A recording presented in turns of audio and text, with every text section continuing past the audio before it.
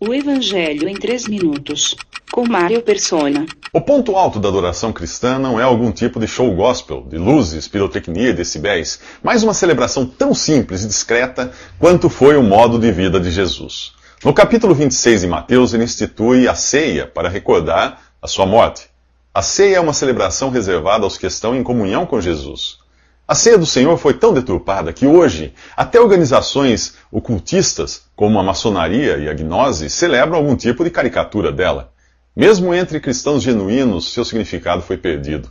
O texto é claro: Jesus dá graças e parte o pão e o dá aos seus discípulos, dizendo: tomem e comam, isto é o meu corpo.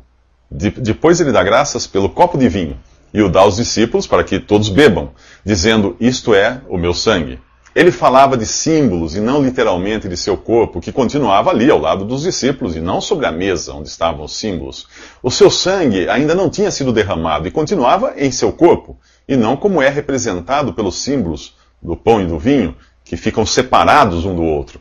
Ele fez outras afirmações simbólicas do tipo: eu sou a porta, eu sou a videira, eu sou o caminho, e ninguém de sã consciência iria achar que ele estivesse falando de algum tipo de transubstanciação que o transformasse numa porta, numa árvore ou numa estrada. Pedro, em sua carta, também diz que ele é a rocha. A ceia nos evangelhos tem um caráter diferente da que foi revelada a Paulo em 1 Coríntios 11 para ser celebrada pelos cristãos. A primeira, lá nos evangelhos, apontava para uma morte ainda por ocorrer. A ceia que hoje celebramos é a recordação de uma morte já consumada. Em ambas, Jesus está vivo no momento da sua celebração. Naquela, porque ainda não tinha morrido na cruz. Nesta, porque já ressuscitou.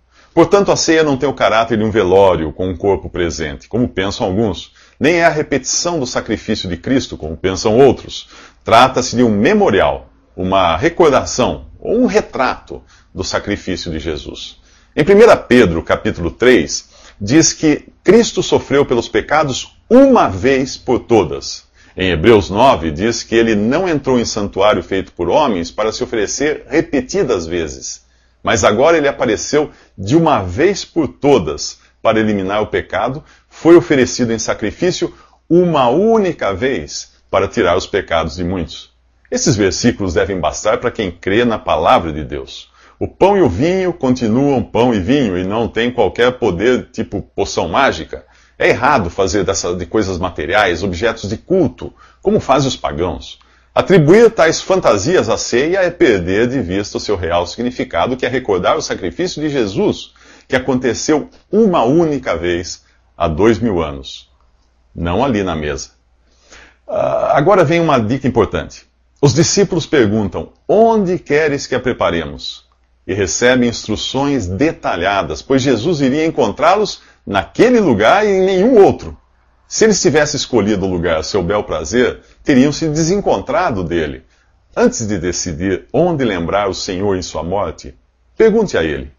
Naquela noite só havia um lugar onde ele ia estar. Nos próximos 3 minutos, o Getsemane faz jus ao nome. Visite www.3minutos.net.